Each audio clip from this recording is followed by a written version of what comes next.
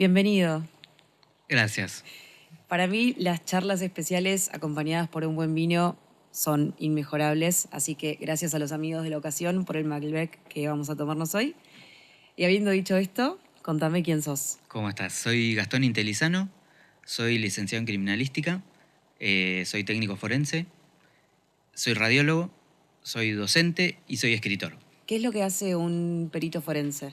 Un perito forense, tendríamos que primero definir qué significa forense, Bien, ¿sí? Porque habrás escuchado que hay antropólogos forenses, médicos forenses y por etcétera, de demás forenses. forenses, ¿sí? Forense significa que viene de la palabra foro, que era aplicado a los tribunales. Entonces, un médico que trabaja para la justicia es un médico forense. Bien. O sea, es cualquier conocimiento aplicado a lo que es la justicia. Vos estudiaste entonces criminalística. Criminalística. Criminalística. ¿Dónde estudiaste? En la Universidad Católica de Salta. En la sede Buenos Aires. Ah, ok, Sí. ok, porque sé que sos oriundo de, Sí, de sí, Capital sí. Federal, entonces haberte ido hasta Salta. Ok, ¿de qué va la carrera?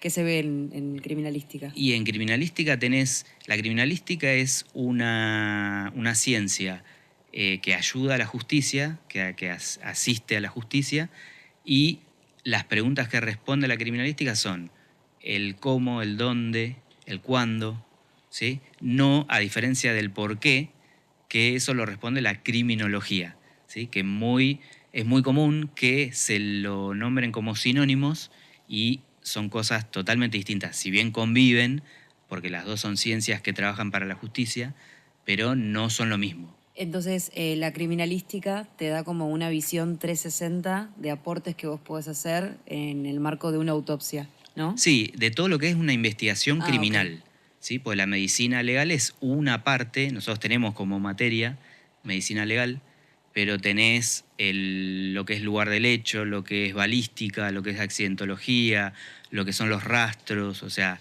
la criminalística es como una gran ciencia que agrupa un montón de peritajes y después uno se especializa. Después decís, bueno, como es tan grande y no puedes hacer todo, te especializás, elegís balística, accidentología, rastros, la parte de autopsias. ¿Vos en tu caso elegiste autopsias? Sí, sí, fue justo, en realidad yo siempre me gustó todo lo que era rastros y demás, pero tuve la oportunidad de hacer la tecnicatura en autopsias y justo viste cuando estás en el momento indicado, en el lugar oportuno, y justo el Poder Judicial necesitaba técnicos de autopsia y yo ya era licenciado en criminalística, ya era radiólogo y bueno, envié mi currículum y me llamaron. ¿Y esa fue tu primera experiencia? Ahí, como experiencias, no... Esa fue mi primer trabajo, Claro. que empecé a trabajar y que sigo trabajando ahí hace 13 años, pero yo venía de hacer prácticas en científica de la Policía Federal, como estudiante, ¿sí? Yo tengo muchos tíos por el lado de la familia de mi mamá, que son policías, y yo siempre tenía como esa duda, ¿y quiénes son esos que van vestidos todos de blanco y que están levantando huellas? Y ahí mi tío me dijo, esos son los criminalistas. Y bueno, ese fue mi primer acercamiento con la criminalística. Bueno, pero vos veías a los que iban vestidos de blanco, sin embargo estás hoy adentro de una morgue. ¿Qué te Sí. lleva a hacer como ese cambio? Y creo que me fue llevando las oportunidades por ahí que se fueron dando. Porque yo había terminado la carrera, estudié radiología, que lo de radiología lo veía como para aplicarlo a los forenses también, pero de última era otra salida laboral si yo no entraba a trabajar en esto de lo que es la justicia. Y después surge esta posibilidad de hacer la tecnicatura en autopsias y bueno, ahí es cuando me conecto con el Poder Judicial, que entro al Poder Judicial y siempre estaba como la posibilidad, bueno, en algún momento pasar a criminalística y después me gustó lo que es el trabajo en la Morgue Judicial y bueno, y me quedé. ¿Qué significa hacer una autopsia? Para alguien que no tiene idea de cómo funciona esto, ¿qué es un día en tu vida? ¿Cómo funciona todo ese proceso? ¿Hay procesos que siguen, valga la redundancia? ¿Trabajás con otros profesionales? Sí, sí. Bueno, primero una autopsia es un examen completo de un cuerpo, ¿sí? Que lo ordena un fiscal o un juez porque quiere saber cómo esa persona murió. Entonces se analiza todo el cuerpo por fuera y por dentro. Al decir por fuera y por dentro me refiero a que Literalmente la por fuera y por piel, dentro. claro, por fuera todo lo que es la piel, si tenía prendas, las prendas y demás, y después todo lo que es sus órganos, para ver qué fue lo que falló, porque aunque no lo creas, el cuerpo es como una máquina perfecta que funciona, cuando funciona todo bien, es como que todos los engranajes andan perfectos, pero cuando hay algo que empieza a funcionar mal, eso, y eso es lo que termina provocando la muerte, después nosotros lo podemos ver en la autopsia, ¿sí? Porque vemos que falló el corazón, falló, o no sé, fue un accidente cerebrovascular, hubo un tema pulmonar, no sé, alguien que se atoró con un objeto extraño, Sí. ¿sí? Entonces, como que vos podés recrear qué fue lo que pasó a través de lo que estás viendo. Bien. Cuando vos ves un órgano que no tiene el tamaño que debería tener, por más grande o más chico, eh, un disparo que atravesó varios órganos, bueno, todo eso te da la idea de, bueno, qué fue lo que terminó matando a esta persona. Cuando ustedes reciben un cuerpo, ¿qué tipo de cuerpos reciben? Me imagino que no todos los casos pasan por una morgue. No, en el caso nuestro, que es una muerte judicial, nosotros tenemos todo lo que son muertes violentas. ¿A qué se le llama muerte violenta? Homicidios, suicidios, accidente de tránsito, averiguaciones causales de muerte, o sea, una persona que no tiene nada por fuera, que te diga de qué murió, pero bueno, ante la sospecha, el fiscal pide una autopsia para ver efectivamente qué fue lo que mató a esa persona, de qué murió. Cuando ustedes reciben el cuerpo, ¿cómo es el paso a paso del procedimiento? Llega, ustedes con ese cuerpo reciben como un informe médico, ¿no? No siempre, Ok. no siempre. Si la persona estuvo internada, sí tenemos o una historia clínica o lo que se llama una epicrisis, que es un resumen. Ujú. Pero si la persona murió en el lugar, un accidente de tránsito, ponele, ¿no? Lo que vas a tener ahí es un informe de la policía científica que fue al lugar. Claro. Entonces te dice, se encontró una persona de sexo masculino con heridas en tal lugar, ¿sí? Entonces nosotros más o menos tenemos una idea, un principio así de idea de qué fue lo que le pasó, porque igual después vos, eso no te tiene que condicionar a la hora de hacer la autopsia, porque la autopsia es completa, Claro. ¿sí? Por más que vos tengas una herida, como hablábamos antes de empezar, ponerle en el cráneo, ¿no? Que un orificio de bala, que vos decís, no tengo duda que eso fue lo que produjo la muerte. No importa, la autopsia no se limita a la cabeza, sino que se hace en todo el cuerpo, porque buscas cualquier otro, a veces por ahí aparecen otras cosas que tienen o no que ver con lo que vos ya sabías de esa muerte, y es toda información que también hay que dársela al fiscal. Y por ejemplo, en ese caso, supongamos que llega un cuerpo con una herida de bala en el cráneo y vos después adicionalmente te das cuenta de que, no sé, tuvo un paro cardiorrespiratorio.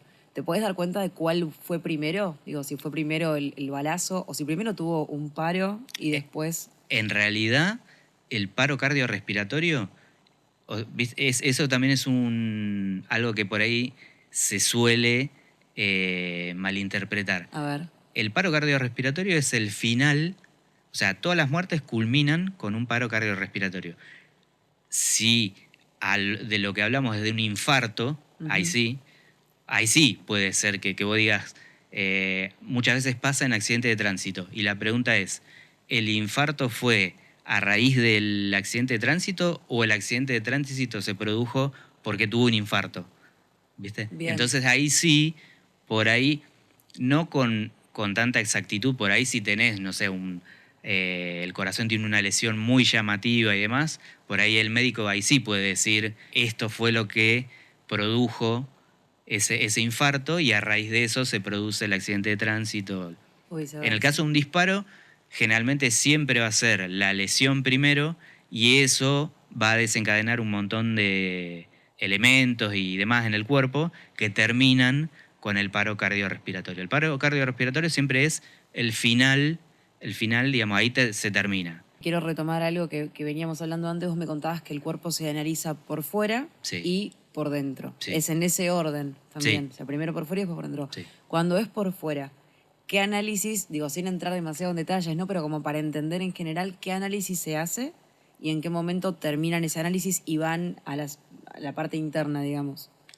Bueno, todo lo que es el examen externo, hay un protocolo. Hay un protocolo que el médico sigue y los técnicos seguimos cuando se hace la autopsia, que esto que decíamos, el examen externo. ¿Qué haces en el examen externo? Primero se toman las medidas corporales, estatura, peso, le describís color de ojos, color de pelo, color de piel, estado de la dentadura, el estado en el que está el cuerpo, ¿sí? Si es fresco, entre comillas, si ya está empezando la descomposición, si está rígido, ¿sí? Todo eso se describe a simple vista en el examen externo. Una vez que vos tenés todos esos datos de lo que son filiatorios y demás, empezás con lo que son las lesiones, ¿sí? Tiene una herida de orificio de arma de fuego, tiene una herida por lesión punzocortante, se miden esas heridas, ¿sí? Porque vos tenés que ver después, por ejemplo, si es un disparo, si el disparo fue de adelante hacia atrás, si fue de derecha a izquierda, de arriba a abajo, ¿sí? Pues con eso determinás la trayectoria del disparo, ¿sí? Muchas veces no tenés entrada y salida, tenés solo entrada, entonces ahí pasamos al examen interno y en el examen interno ves qué órganos lesionó, qué huesos lesionó, ¿sí? Y se va haciendo como todo el seguimiento y después el médico puede determinar la trayectoria completa del proyectil. El proyectil ese que vos encontrás se saca, ¿sí? Hay que sacarlo, y lo mandamos a balística para que lo analicen. Y ahí cotejan ese tipo de arma, El calibre. tipo de exacto. Bien. Si secuestran un arma posteriormente, van a hacer análisis para ver si ese proyectil fue disparado por esa arma. Pero somos una cadena, ¿viste? Sí. Somos un eslabón de toda una cadena de peritos. ¿Con qué otros profesionales trabajas? Bueno, nombraste médicos. Sí, médicos. Yo trabajo con 2 médicos. Trabajo con un radiólogo. Tenemos un radiólogo. En realidad son 3 radiólogos. Cada uno para una guardia distinta. Entonces, nuestro equipo sería los 2 médicos, el radiólogo, los 2 técnicos de autopsia y yo que hago la parte más administrativa. Bien. Yo durante casi 10 años estuve en sala de autopsia haciendo todo el trabajo del técnico ahí y después de 2019 para acá ya pasé a la parte administrativa. Yo hablo con las fiscalías, con las comisarías, o sea, veo que toda la parte administrativa, de papeleo y demás, esté completa para que se pueda hacer la autopsia. Porque vos si no tenés todo lo administrativo, esa autopsia no se puede empezar. Por ejemplo, si nos falta algún papel, nos falta la autorización de la fiscalía, si nos falta una historia clínica, esa autopsia no puede empezar hasta no tener toda la documentación como corresponde. Vemos la pizarra, cuántas autopsias tenemos para hoy. Suponete 4. Bueno, ¿cuáles están autorizadas? ¿Cuáles tienen toda la documentación como corresponde para poder empezar? Ahí empieza propiamente dicha la autopsia con este examen externo que hablábamos y bueno, después se pasa al examen interno, ¿sí? En el examen interno se hace lo que es la incisión mentopubiana, o sea que va desde el mentón hasta el pubis. Ahí se abre el cuerpo, ¿sí? Se saca lo que se llama el triángulo esternal, que esto es toda esta parte, para que queden expuestos los órganos, ¿sí? Entonces, una vez que se saca esta parte del tórax, vos tenés a la vista los pulmones, el corazón, el hígado, ¿sí? Entonces, se van tomando fotos de cada cosa de cada parte de la autopsia, de cada cosa que el médico considere que es importante que se tome una foto.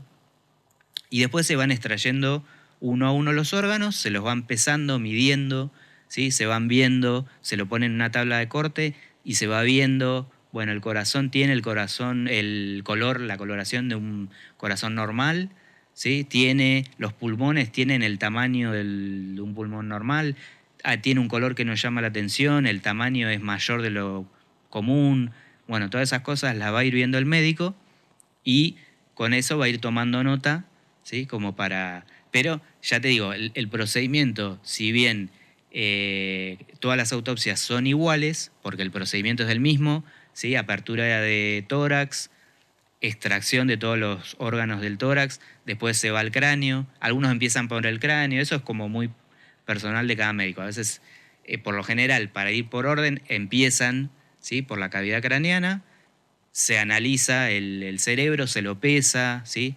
Se lo ve también el estado que tenga, si tiene alguna lesión interna, un sangrado, lo que sea, y después se pasa a todo lo que es cuello y tórax. Y lo que te decía, que si bien todas las autopsias son iguales, dependiendo del tipo de muerte, obviamente vos vas a buscar ciertas cosas que no las vas a tener en otro tipo de autopsia, ¿sí? Por ejemplo, una persona que murió en un incendio.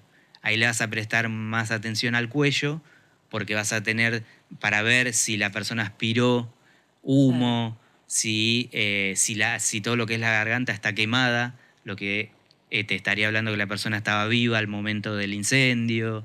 En los casos de incendio también tenés la coloración de la sangre, que toma un color rojo así bien cereza, si eso es típico de las muertes por Por inhalación de... inhalación, claro.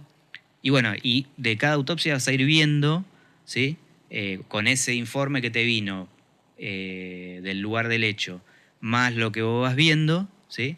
Pero no tenés que dejar nada sin revisar. Por más Claro. que, ya te digo, vos veas que hay una lesión en cráneo que obviamente produjo la muerte, no importa.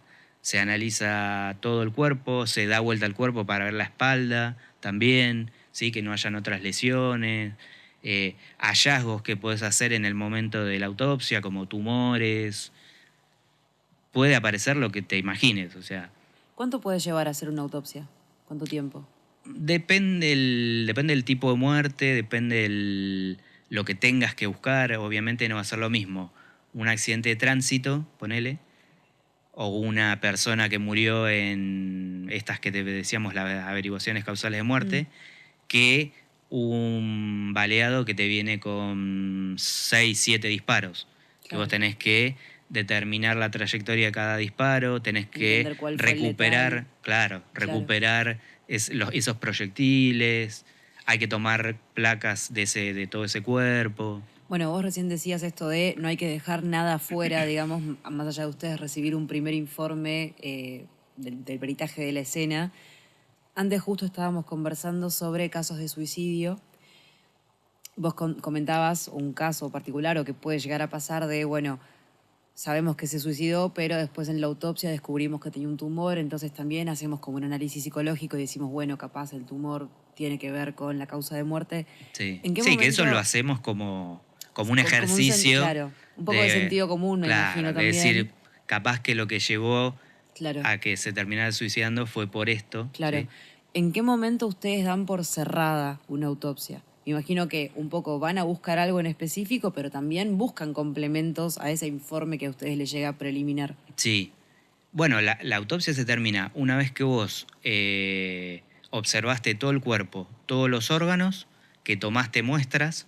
Dependiendo del tipo de muerte, vas a tomar también eh, diferentes muestras, ¿sí? Sangre para ADN y sangre para tóxicos se toma siempre por protocolo, pero de ser necesario se pueden tomar muestras de vísceras, ¿sí? Se puede tomar orina, humor vítreo. Bueno, hay distintas muestras que se pueden tomar de acuerdo al tipo de muerte y a la información que te pueda dar esa muestra. Cuando ustedes terminan de hacer la autopsia, parte del papeleo es el reconocimiento del cadáver también, Sí, ¿no?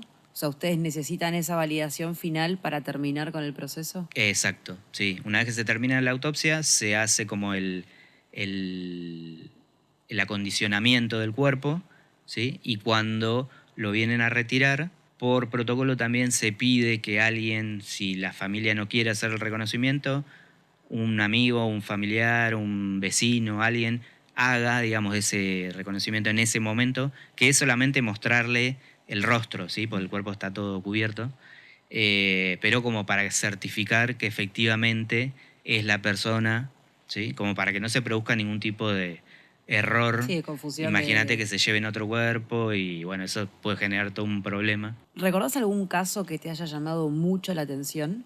Hay como...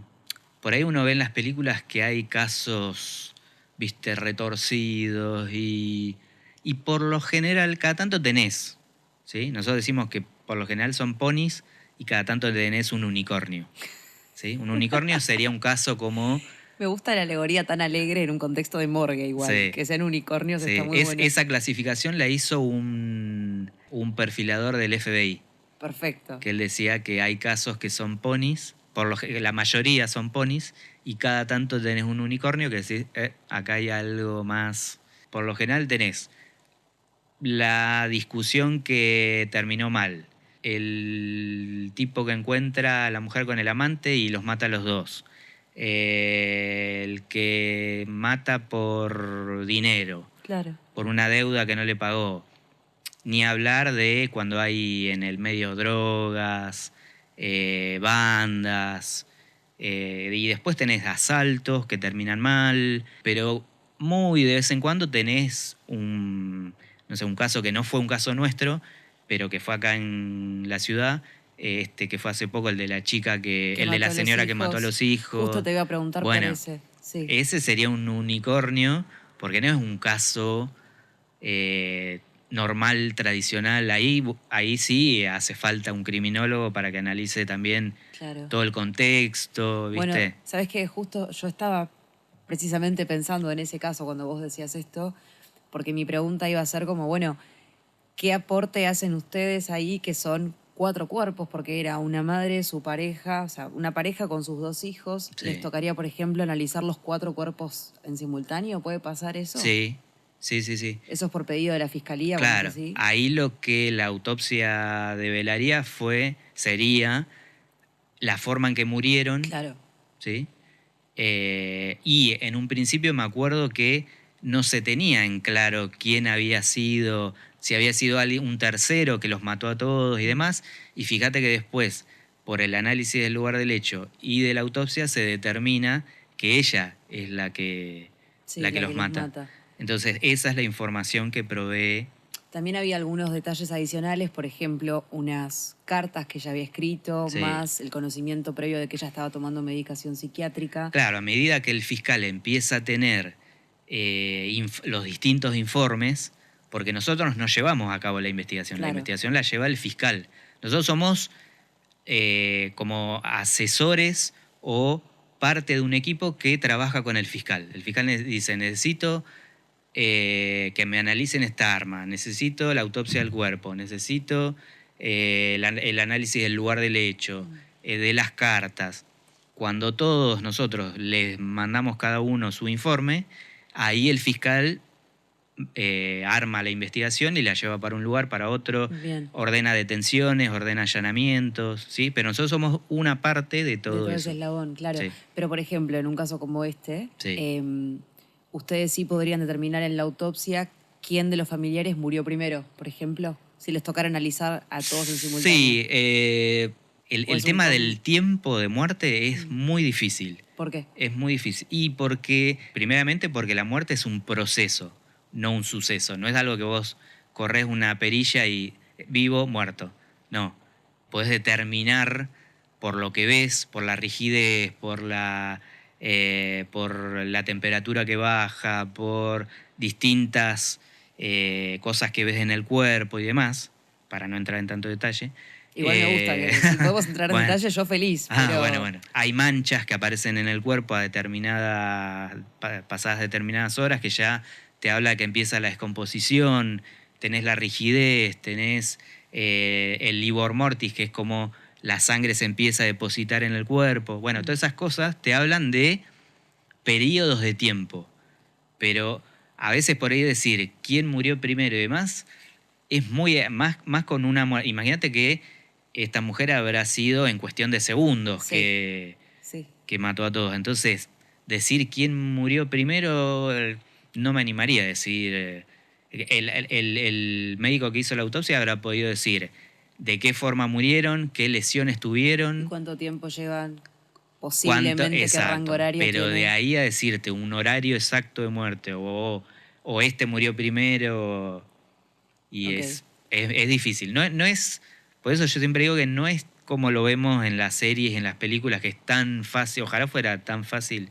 Una de las cosas creo más difíciles de determinar es el tiempo de muerte. Me imagino que sí. Sí, En contra también de todo lo que se cree, ¿no? Porque por lo general la sospecha primera es que es lo más fácil de detectar.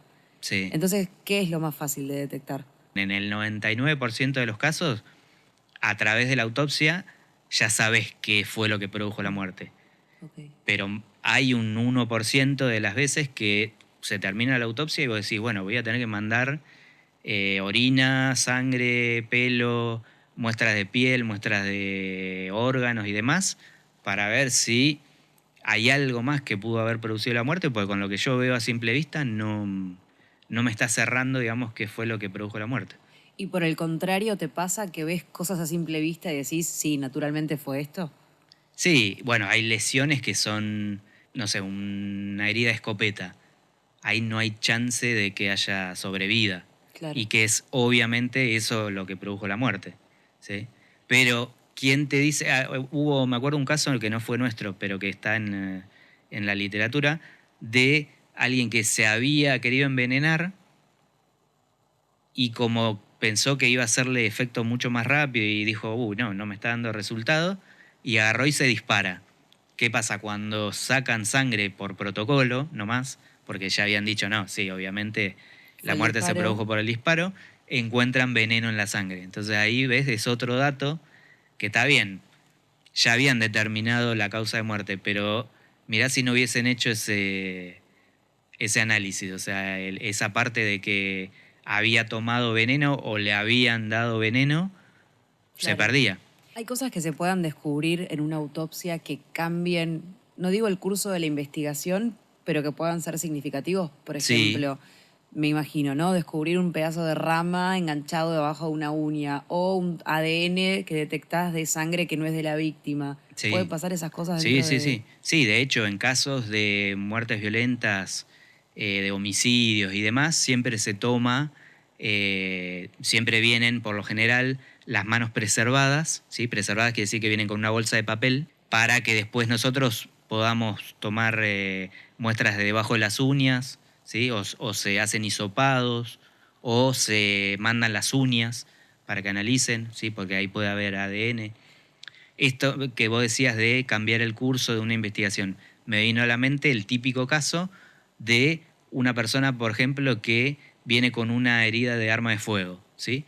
Y el acusado dice, no, yo le disparé, estábamos frente a frente y me defendí y le disparé. Entonces vos decís, si estaban frente a frente, ¿dónde va a estar el orificio de entrada? Adelante. Claro. ¿Qué pasa? Revisamos, en la autopsia encontramos que el orificio de entrada está en la espalda. Ahí cambia todo. Entonces ya no es defensa Claro, propia, claro. quizás estaba corriendo y ahí le disparó. Viste que está esa frase típica que dicen los testigos mienten, la evidencia no. Mm. Bueno, es así. Vos decías también que hay cosas que sorprenden más allá del paso del tiempo, más allá de que todo parezca ya estar como establecido, o que tengas un protocolo que seguir o pasos a seguir. ¿Qué es lo que más te ha sorprendido en este último tiempo? Y por ahí va cambiando, o sea, la técnica de la autopsia es medieval, o sea, seguimos utilizando el mismo, quizás se actualizan los protocolos, lo que uno tiene que mirar en cada caso y demás. Mm. Y hay tecnologías, no sé, por ejemplo, la radiología es muy importante dentro de la sala de autopsias porque hay casos en los de arma de fuego. Ahí es muy importante porque vos para ubicar dónde está ese proyectil, a través de las radiografías vos podés saber, ¿sí? Porque no es lo mismo buscar a ciegas solo por el orificio, sino que vos al tener una placa ya te está diciendo, mira, la estoy viendo que está acá en el sector izquierdo.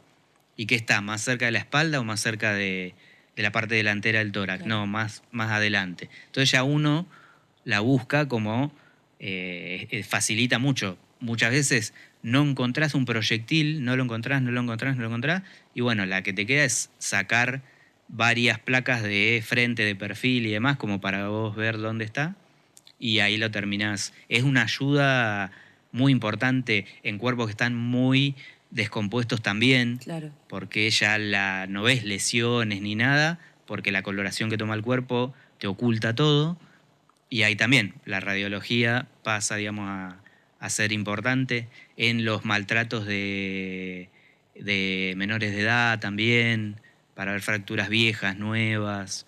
Ok. Si es un maltrato, si es la primera vez, pues a veces te dicen, la madre dice, no, se me cayó, ¿sí? Y después vos le haces radiografías y tiene quebraduras de distintas, fracturas de distinto tiempo, y vos decís, no, esto es un maltrato que viene ya de mucho tiempo, ¿sí? Vos ves huesos que se sueldan y eso lleva tiempo. Claro. Entonces ya no estás hablando de una lesión que se produjo recién por accidente. Una vez que terminan todo el proceso, tienen que volver. Esto puede sonar medio como duro, capaz de oír, pero vuelven a poner todos los órganos en su Sí, lugar, cierran el cuerpo, lo cosen y así como está, se conserva. sí, Y después se entrega a las familias. sí. Bien. ¿Cómo vivís con esto? O sea, es como una pregunta que me sale naturalmente, ¿no? Porque cuando todo el mundo le escapa a la muerte, vos vas a buscarla prácticamente. Vos elegís eso como carrera. ¿Amás lo que haces? ¿Qué te genera? ¿Qué te produce? Antes hablábamos, tenés calaveras colgando, calaveras en la pulsera. Digo, ¿de dónde parte como esa devoción? ¿Y en qué momento aprendiste a disociar entre tener un muerto adelante y dormir tranquilo en tu casa? O sea, Mira, yo creo que siempre, creo que la vida me fue llevando como a esto, a lo que soy hoy en día.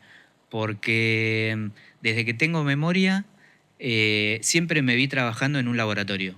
Yo me acuerdo que mi colegio primario yo fui al Pío 12 de Villa Bosch. Y me acuerdo que en el tercer piso, una de las esquinas del tercer piso era el laboratorio en el que íbamos, el laboratorio de ciencias. claro, Y viste esos laboratorios que son mesadas largas, madera, cada uno con con... su mechero, con su Sí, piletita, con su microscopio, el esqueleto en una esquina. Yo me acuerdo que entré por primera vez a ese laboratorio y dije, tenía 6, 7 años. Y me quedó ese recuerdo que yo dije, esto es lo que quiero. Ahí todavía no estaba todavía por ahí lo forense, pero yo sabía que eso era lo que quería. Ahí era donde ese mundo quería que fuera el mío. Y después, bueno, me fue llevando esto de hablar con mi tío, el que es policía. policía, y de preguntarle por los criminalistas, ver El silencio de los inocentes, crecer viendo los expedientes X. O sea, fueron todo un montón de cosas que.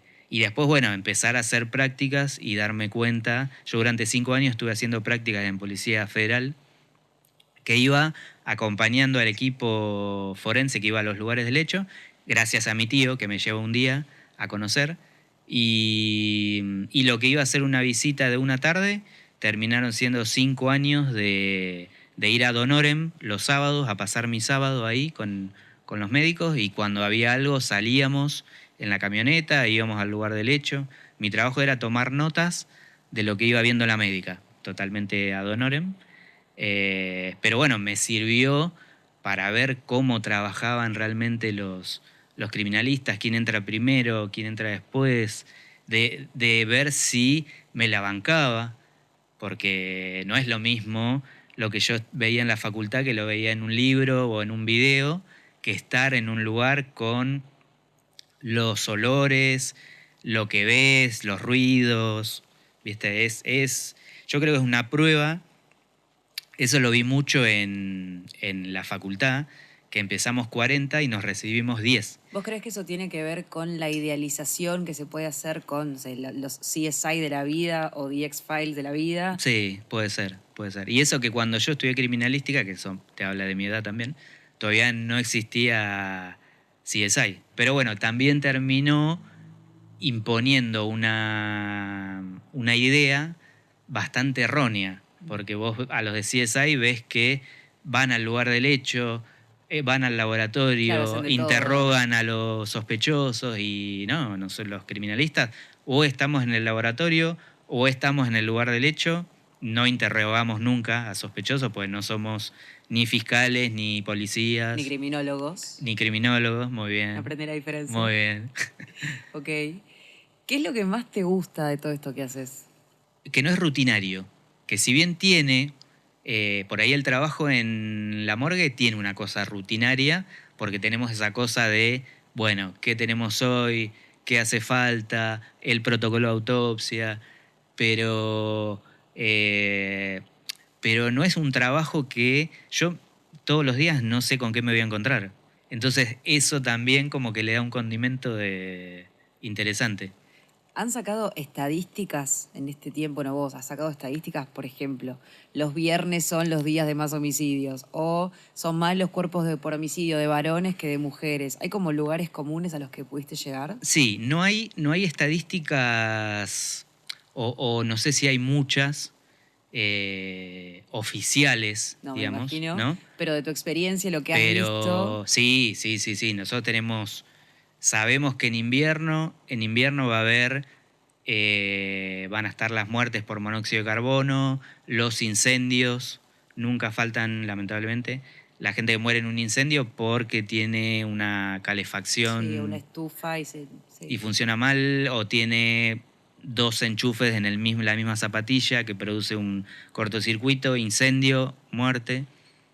En verano tenés los ahogados, en piletas, en lagos, los chiquitos que por ahí no, por eso yo tengo sobrinos chiquitos y siempre digo, no podés distraerte un segundo, porque muchas de las muertes de chiquitos que tenemos en verano son de que se caen en un balde. O sea, no te digo en una pileta, pero un chiquito con que tenga la superficie que le cubra la carita, ya se ahoga, porque no tiene ese reflejo de levantar la cabeza.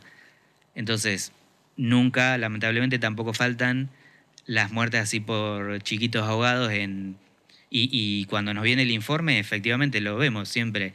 ¿Qué encontraron en el lugar? Un balde a la mitad con agua. Oh, O un wow. fuentón, viste, que vos decís, no es que se cayó en una pileta, en una bañera.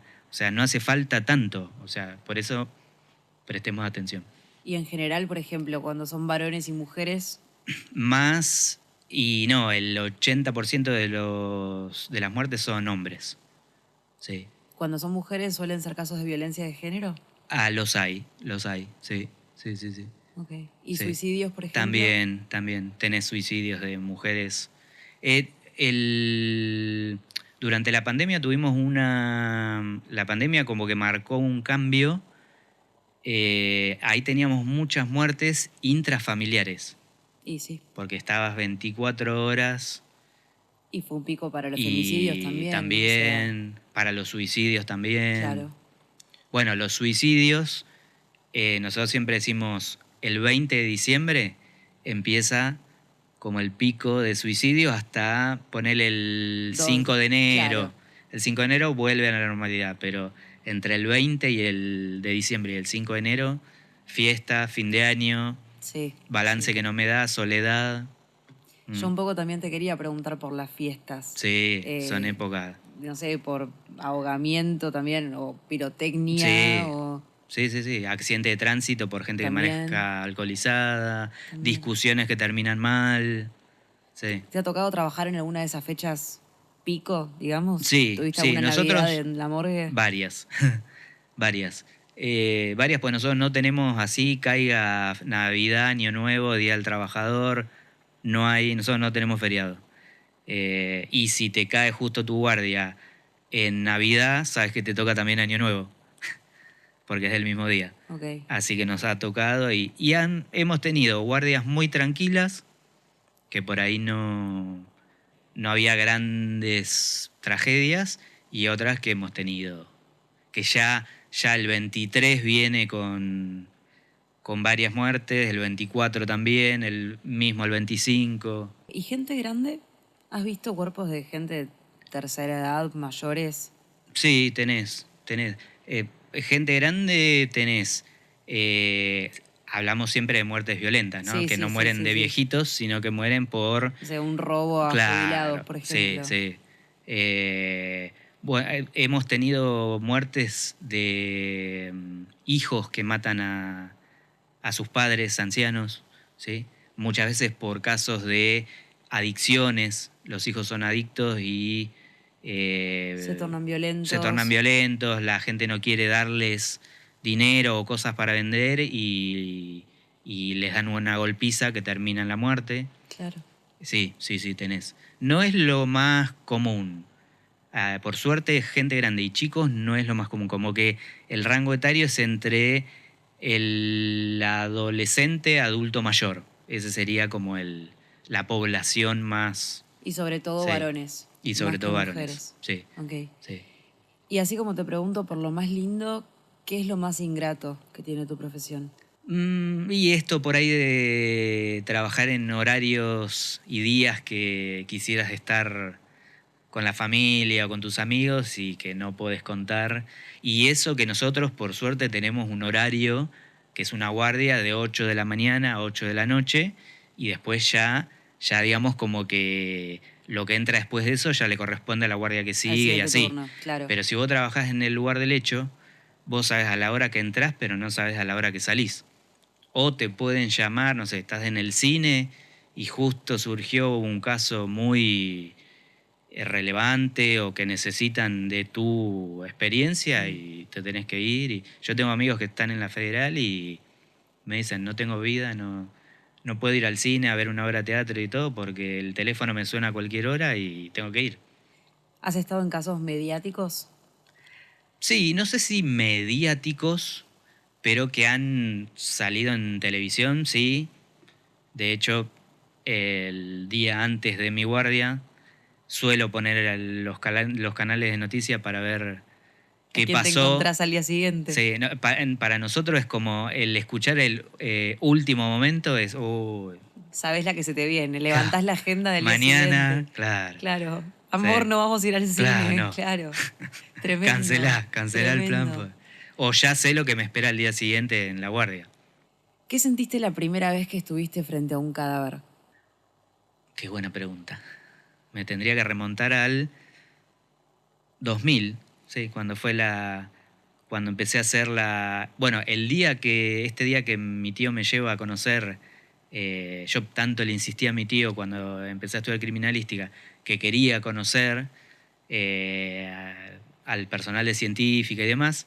Bueno, mi tío me dice, dale, te voy a llevar un día, yo te presento, vos después quédate ahí charlando. Le digo, bueno, empiezo por planta baja. En ese momento medicina legal estaba en planta baja, un FIC, que es el equipo que va, la unidad que va al lugar del hecho. Y bueno, nos ponemos a hablar, estábamos hablando, le conté que estaba estudiando criminalística en primer año, esto, el otro, ¿no? Y en eso suena el teléfono y avisan que hay que ir a un lugar del hecho. Entonces ellos me dicen, ¿querés venir con nosotros? Uf, me imagino la sangre en tu Obviamente. cuerpo. Claro. Así que bueno, y ese día terminamos yendo a 4 lugares del hecho distintos. Y el primer lugar del hecho al que vamos, imagínate la primera vez que paso por abajo de la cinta amarilla. Ahora, ese era el sueño del pibe. Claro, claro, claro. Eh, y nos tocó un caso de un muchacho, un suicidio, mira, justo fue mi primer caso así con el que tuve contacto. Aparte era como muy de película, porque llegamos, era una ferretería, que en el fondo había una casa, ¿sí? Cuando nosotros llegamos estaba el padre de este muchacho en un estado Sí, de exaltación y claro, de... Sí. de una crisis nerviosa, porque él lo encontró. Porque claro, el hombre este llega, ve la ferretería que no había abierto y dice, ¿qué pasa? Qué raro que Juancito no abrió la ferretería. Como la casa estaba en el fondo, él entra, él tenía llave de la casa también, y ahí lo encuentra al hijo. Cuando nosotros llegamos todavía estaba, porque no sabía, como hasta que llega científica no se toca nada, había solo un policía en la puerta que estaba cuidando justamente que no entre nadie, y nos encontramos con todo el panorama que era el hombre este con el traje con el que se había casado, que eso después nos cuenta el papá, eh, sentado a la mesa, se había disparado en la cabeza, y cuando nosotros entramos todavía estaba sonando la música que él se había puesto. O sea, fue todo muy de... Que me acuerdo que Nora, la médica, cuando salimos del lugar me pregunta si yo estaba bien y que yo, y le digo, sí, definitivamente quiero hacer esto. Como que para mí fue una prueba de fuego. Esa Claro fue que como sí. la prueba de fuego de ver si me bancaba eso, de estar frente a un cuerpo, el olor que había, todo ese, imagínate, esa escenificación, ¿viste? Aparte te tocó realmente una de película. Re. Y Mm. hablando de esto de cosas de película, bueno, hablábamos de la comparación entre las series y películas tradicionales con cosas de policiales y demás versus la realidad. Sí. ¿Hubo un contraste y un momento como de decepción que hayas tenido? Tipo, esto no es lo que me imaginaba, o las morgues yo Y las veía así, en realidad son asá. claro. Sí, pero en mi caso no fue por ahí tan... yo por ahí eso sí lo veo en alumnos míos, Ajá, que vienen con todo el bagaje de CSI y se imaginan esas morgues con los plasmas en las claro. paredes, que yo he recorrido muchas morgues, porque yo tengo la costumbre de cuando viajo a algún lugar, voy a conocer la morgue del departamento de policía, y he visto todo tipo de morgues, desde la más rústica a la más puesta, la mejor puesta, que era un quirófano, en Barcelona, me acuerdo. Pero nunca vi lo que se ve en CSI, el plasma, las luces estas. Claro, no, O no. sea, entonces yo ya como no estaba contaminado por eso, Sí. ¿viste? Por ahí en las series que yo llegué a ver, la morgue era un lugar a lo sumo muy parecido a un quirófano, ¿viste? Entonces yo no venía con todo esa idea o esa cosa idealizada de que la morgue es espectacular y claro, los pibes cuando ven que es más rústico, que no tenés prácticamente un robot al lado Claro. de la mesa de autopsia, que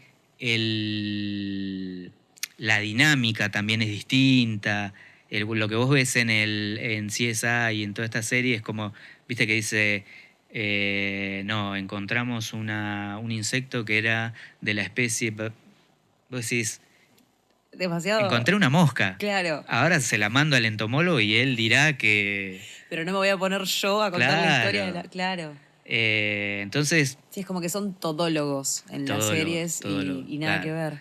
Entonces yo por ahí, si bien vi como una distinción entre la ficción y la realidad, no fue tan un golpazo como por ahí sí los chicos de ahora que van con toda esa idea súper idealizada de lo que es la ciencia forense, Sí. de que vos metés un pelo y del otro lado te sale una hoja que te dice Juancito Pérez, la música que le dirección. gusta. Claro. Y no, chicos, no es Categoría así. monotributo, Claro, todo. ojalá No, fuera así. claro, no. Ojalá, No, pero no. no. ¿Y cómo haces para mantener entonces en esta nueva camada de estudiantes el deseo de seguir con esta carrera? O sea, ¿qué les. No, lo que pasa siempre y lo que veo siempre es que está el que realmente le gusta, que yo como que me identifico, yo digo, yo era así. Y ahora sí, momento escritura. Sí, Vos hace un par de años te volcaste a escribir novelas, sí, ficciones, basadas un poco en todo lo que estuviste viendo y viviendo adentro de la morgue. ¿Querés tal contarme cual. un poco de ese proceso? Bueno, mis primeras novelas, si vos... yo tengo 6 novelas hasta el momento, más la séptima que ahora está ahí eh, todavía no nació.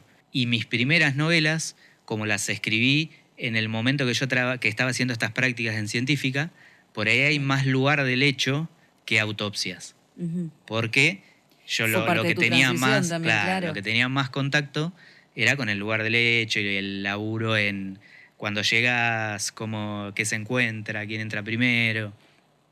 A medida que cuando yo entro en el Poder Judicial, mi primera novela sale en 2011, pero la escribí en 2003. O sea, pasó un montón de tiempo Editaste y claro, claro. y hasta que me decidí, porque al principio yo la escribí como por un ejercicio así, la idea de publicar vino como mucho después, porque aparte cuando recién empezás a escribir, a mí como que, y creo que le pasa a todos los escritores, tenés como una cosa de que no quiero que me lean. Mm. ¿Viste? Me da como cosa y no sé si quiero que me lean, no sé, por el tema de si está bueno, si, ¿viste? El qué dirán. Y después entendés que si vas a querer que te publiquen y vas a querer ser escritor, eso tiene que salir a la luz, pues si no... ¿Pero siempre te gustó escribir? Sí, sí, sí. Yo de chico, mi abuela me había regalado una máquina de escribir. Ella trabajaba para un hombre que se tuvo que ir a vivir a Estados Unidos, que trabajaba en la Fuerza Aérea, y el hombre como se iba a vivir a Estados Unidos con los hijos, se tuvo que desprender de un montón de cosas que tenía en la casa, y mi abuela, que trabajaba con él, le dijo, deme la máquina de escribir para mi nieto, que le encanta escribir.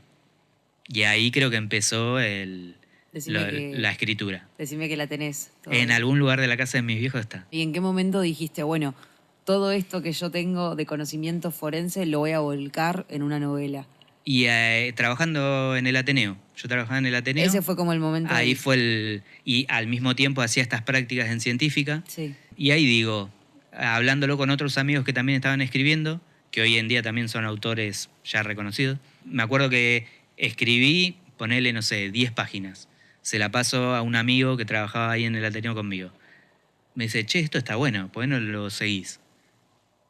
50 páginas, 100 páginas. Cuando tuve 250 páginas, hojas, va de un manuscrito, me dice, ¿por qué no presentalo esto? Me dice, pues aparte se me hace que no hay novelas de Muchos, forenses. claro. Y bueno, y así empezó porque cuando sos escritor tenés como el momento en que escribís y después el momento en que hay que publicar. Y ese es todo un camino también hasta conseguir una editorial que te quiera publicar, que es todo un tema. Empecé por las más grandes y tuve que ir bajando hasta que una editorial me dijo, che, nos gusta, te queremos publicar. Buenísimo. Perfecto.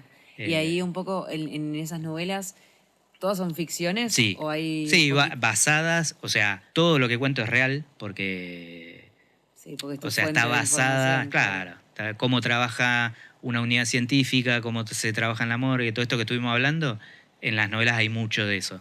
Y en las últimas hay más del tema autopsias porque es mi lugar en el que estoy ahora, claro, ¿no? claro. Entonces por ahí hay también investigación en la escena del crimen, pero mucho también y porque vi también que al público le gustaba el tema ¿Te de que... sorprendió la reacción de la audiencia? Sí, sí.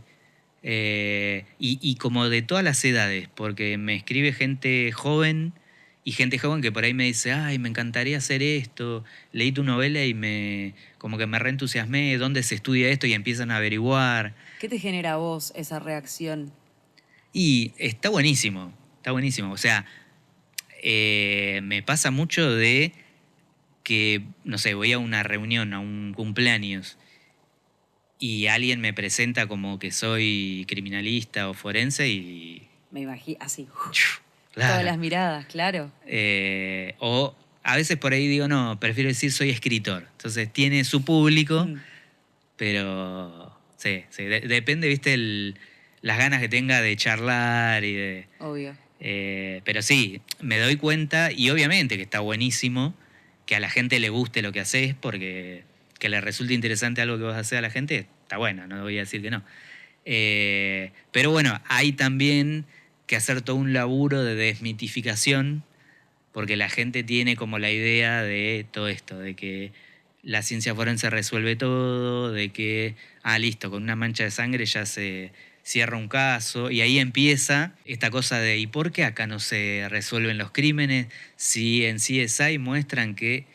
Me quedé con lo que habías contado de que te gusta ir a morgues en otros países. ¿Hay algo que te haya llamado mucho la atención de cómo se manejan, de procedimientos que quieras traer a Argentina, Y más que nada el tema organización. Me pasó bueno, que te contaba, el Instituto de Medicina Forense de Barcelona, me fascinó por lo bien que está organizado. Me gustó como tomar la idea como para traerla acá también, como esa cosa de los circuitos, viste, que sea todo un circuito, de que vos entras limpio, de las zonas limpias, las zonas sucias que le llaman, de que no tengan contacto una con otra, de que el laboratorio de muestra está pegado a la sala de autopsia, entonces no hay que salir de la sala. Esas cosas como que me gustaron y más allá de lo lindo que era, ¿no? Edilicio, claro, de forma edilicia, muy lindo. Pero eso me pareció como copado para traerlo y para reproducirlo acá. Voy a ir cerrando porque hablamos un montón, pero antes quería hablar sobre un último tema que es el caso de Diego Fernández Lima, Sí. que es la víctima que se encontró en lo que fue la casa de Cerati. Bueno, el caso que tuvo connotación mediática por eso, pero en todo ese proceso de investigación, uno como ciudadano común va descubriendo un montón de cosas de lo que te puede contar un pedazo de ropa, lo que te puede contar una moneda, lo que te puede contar un reloj, incluso los huesos. No te voy a preguntar opiniones, pero sí un poco entender, por ejemplo, en qué dificulta el proceso forense, primero solo encontrar huesos, no encontrar órganos de ningún tipo, sino un cuerpo ya en descomposición después de 40 años. También entender, por ejemplo, qué rol juega, no sé, la contaminación con la tierra o la degradación, o si hay gusanos. ¿Qué pasa con eso? Digo, ¿en qué condiciones es como óptimo encontrar un cuerpo? Me imagino que fresco, como me decías Mm. al principio, pero ¿cómo se hace una investigación cuando pasa tanto tiempo? Se complica en el sentido que tenés muchas menos cosas que analizar. Imagínate que en un cuerpo tenés piel, músculos, tenés pelo, ¿sí? Podés mirar lesiones que aparezcan en el... Tenés los órganos que te dan información. En un cuerpo que pasó tanto tiempo y que solo tenés los huesos, podés hacer lo que se pudo hacer hasta ahora, que es una identificación y después lesiones que se pueden buscar a nivel hueso, pero imagínate que ¿qué puedo llegar a encontrar? No sé, una lesión muy importante. Hay veces que en los apuñalamientos o en los descuartizamientos, de hecho se hablaba en este caso Que intentaron descuartizarlo, pero claro, que... porque habían Sí. lesiones en una costilla y demás. Pero si no, ponele un disparo, podría llegar a un orificio de entrada, en cráneo, ponele, si eso se mantendría, porque el hueso se resiste un montón de tiempo. Mm. Pero no mucho más. O sea, si a lo sumo, enfermedades que haya tenido la persona, si tuvo una infección. Pero ¿qué pasa? Imagínate que en este caso, primero, que no hubiese pasado esto de que lo encontraran accidentalmente. Nada. Nada, hubiese quedado ahí, nunca lo hubiésemos encontrado. Y después, imagínate que no hubiese aparecido un familiar.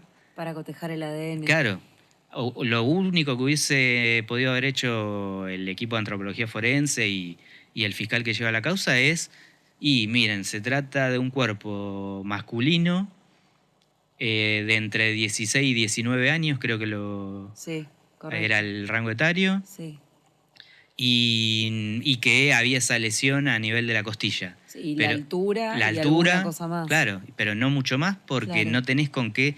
Eso es lo que siempre también nosotros remarcamos mucho en criminalística, que la criminalística se basa en la comparación.